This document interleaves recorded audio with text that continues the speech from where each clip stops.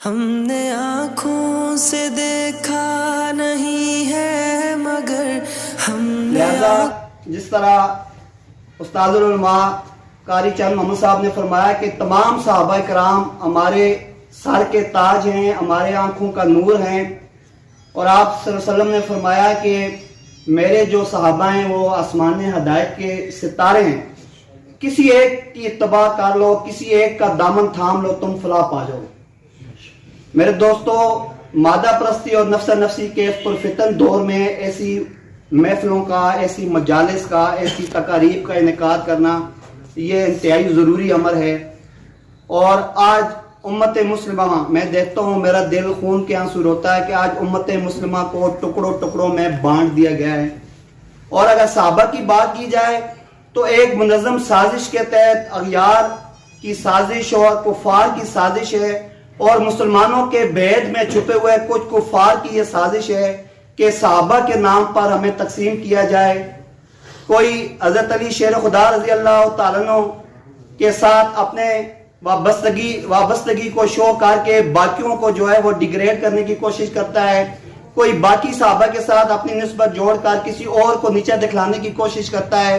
تو علماء کرام سے میں یہ گزارش کروں گا کہ آپ امت کو جوڑنے کی کوشش کیجئے، اور یہ جو ہمارے نیو کمر، ہماری جو نئی نسل ہے، ان کو صحابہ کی جو شان ہے، جو صحابہ کی جو خدمات ہے اسلام کے لیے، جس طرح کے خلیفہ اول بلافاس سیدنا ابو بکر صدیق رضی اللہ تعالیٰ کی جو خدمات ہیں، آپ صلی اللہ علیہ وسلم نے فرمایا کہ میں نے دنیا میں جس نے میرا ساتھ دیا، جس نے اسلام کے لیے خدمت کی، میں نے سب کا حق ادا کر دیا، سوائے ایک ایسی ہستی، سوائے ایک ایسی شخصیت کے کہ میں نے اس کا حق ادا نہیں کیا۔ قیامت کے دن اللہ پاک خود اس کا حق ادا کریں گے، ان کو انعام دیں گے، وہ صدیق اکبر رضی اللہ تعالیٰ عنہ۔ تو یہ کتنا بڑا مقام ہے۔ قیامت کے دن روز محشر 50,000 سال کا دن ہوگا، سورج سوا نیزے پہ ہوگا، زمین تانبے کی ہوگی، اور ماں بیٹی کو نہیں اور بیٹی ماں کو نہیں پہچانے گی، انبیاء اللہ سے پناہ مانگیں گے، اور جب سب سجدے میں پڑ جائیں گے اور اس حساب کتاب نہیں ہوگا تو سرکار دو عالم صلی اللہ علیہ وسلم سجدے سے اللہ پاک کہیں گے کہ آپ اٹھیں، آپ کیا کہنا چاہتے ہیں؟ تو وہ اللہ پاک کی بارگاہ میں عرض کریں گے نبی پاک صلی اللہ علیہ وسلم کہ آپ امتحان شروع کریں، آپ حساب شروع کریں۔ تو اللہ پاک فرمائیں گے کہ کوئی ہے مجھے حساب دینے والا؟ قیامت کے دن اللہ پاک جلال میں ہوں گے، سخت غصے میں ہوں گے، تو اللہ پاک کے حبیب نبی پاک صلی اللہ علیہ وسلم صدیق اکبر رضی اللہ تعالیٰ کا ہاتھ پکڑ کر سامنے کھڑا کر دیں گے کہ آپ ان سے حساب لیجئے، اور جب اللہ پاک کی نگاہ صدیق اکبر رضی اللہ تعالیٰ پر پڑے گی تو اللہ کا سارا غصہ ٹھنڈا ہو جائے گا۔ تو میرے دوستو، یہ ایک کیسی شان ہے کہ 1500 سال گزرنے کے بعد میرے جیسا مردہ ضمیر اور بے عمل انسان جب ان کی بات کرتا ہے تو رونگٹے کھڑے ہو جاتے ہیں، اور جو بندہ ان کے نقش قدم پر چلے گا، ان سے محبت کرے گا، ان کی اتباع کرے گا، میں سمجھتا ہوں کہ اللہ پاک اس کو دنیا میں بھی کامیاب فرمائیں گے، آخرت میں بھی کامیاب فرمائیں گے۔ صحابہ سے محبت ہمارے ایمان کا حصہ ہے، اور میں ایک بات واضح طور پر یہ بتا دینا چاہتا ہوں، ایز اے مسلمان میں یہ سمجھتا ہوں کہ جو صحابہ سے بغض رکھتا ہے در حقیقت وہ آقا نامدار صلی اللہ علیہ وسلم سے بغض رکھتا ہے، اور جو اللہ کے حبیب سے بغض رکھتا ہے وہ دراصل اللہ سے بغض رکھتا ہے، اور جو اللہ سے بغض رکھتا ہے وہ کائنات کا بدترین کافر ہے، اور جو اس کو کافر نہیں مانتا میرا ایمان ہے کہ وہ بھی کافر ہے۔ نحمده ونصلي على رسوله الكريم، اما بعد فاعوذ بالله من الشيطان الرجيم۔ رب اشرح لي صدري ويسر لي امري واحلل عقدة من لساني يفقهوا قولي، صدق اللہ العظیم۔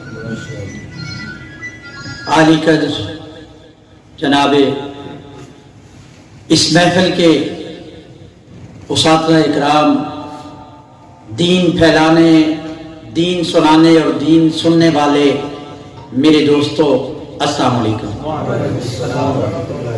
خوش نصیب ہیں آپ لوگ جن کے سامنے اللہ اور اللہ کے نبی کی بات کرنے والے لوگ بیٹھے ہیں، اور اسی طرح ہم بھی شاید انہی خوش نصیب لوگوں میں سے ممبر ہیں اس ٹیم کے جو ان کے دین کی باتیں اور اپنے نبی کی بات سننے کے لیے ٹائم نکالتے ہیں، اور اپنی زندگی میں نبی کریم صلی اللہ علیہ وسلم کی دی ہوئی زندگی کا کچھ حصہ سیکھنے کو ہمیں ملتا ہے. سو میں انتہائی مشکور ہوں علماء دین کا جنہوں نے اپنا قیمتی وقت نکال کے میرے لوگوں کو اللہ اور اللہ کے نبی کا پیغام پہنچانے کا یہ شرف حاصل کیا ہے. آج میں دوست مجھے جب مدعو کر رہے تھے تو میں کہہ رہا تھا کہ گلا میرا خراب ہے, تقریر شیر کا کوئی موڈ نہیں ہے, ویسے بھی یہ دین دار لوگوں کی محفل ہے, اس میں میرے جیسا گناہگار اس قابل نہیں کہ آپ کو کوئی دین کی باتیں سناؤ یا آپ کو کوئی بیان کر سکوں. آپ کے سامنے میں اسٹوڈنٹ ہوں, میں آپ کے سامنے سیکھنے آیا ہوں.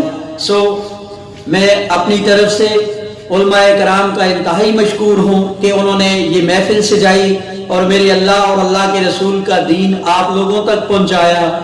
میں آپ لوگوں کا بھی انتہائی مشکور ہوں کہ آپ نے ٹائم نکالا اور اللہ کے نبی کی بات سننے کا شرف حاصل کیا.